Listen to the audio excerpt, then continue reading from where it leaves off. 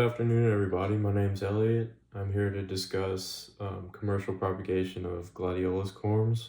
So what a Gladiolus corm is and what a corm is modified stem tissue.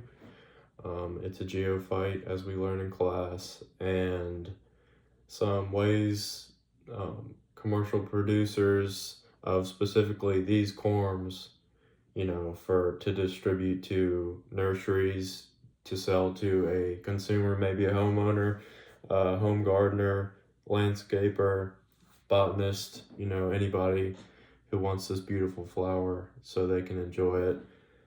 These producers want to grow the biggest corms and the most corms to make more money. So these are some of the ways that they do it. So number one, the cheapest way, probably the most common way, is to reduce the amount of vegetative growth on the actual plant. So trimming they call it a sword lily, so trimming the flower spikes off of the plant and also trimming some leaves off of the plant will divert more energy towards this corm, in turn making it bigger and even more numerous than if the flower was allowed to grow to full maturity. Number two is chemical intervention. So growth inhibitors can be used to the same effect, but essentially reducing the size of the plant so more energy is directed to this stem structure. Number three is probably the most technologically advanced. Some experimentation still going on, is going to be actually genetically modifying the structure. So certain genes, such as there's a gene that when expressed produces a higher starch content, which is what the corm is mainly comprised of. So when this gene is expressed, it produces more starch, essentially swelling the end result, the corms, and making the corms more multiple and higher in mass.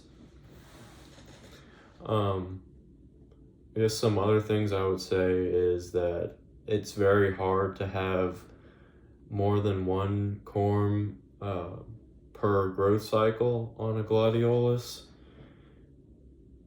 or gladiola. So basically when you plant the corm, it completes its cycle and it'll shoot off one or two maybe mother corms, which are the big ones, and then several cormels near the basal structure, which aren't really good for much. So these farmers are looking for the big corms.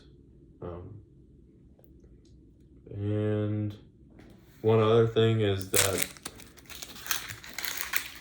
pretend this onion is a corm. So this is our gladiolus corm.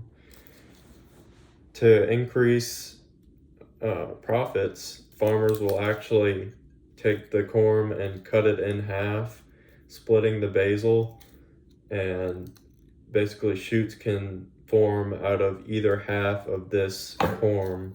You can plant a half a corm, or even in some cases, if it's big enough, you can quarter it and plant each quarter into the ground and double or even quadruple profits because you have more of these plants. So yeah, thanks for listening.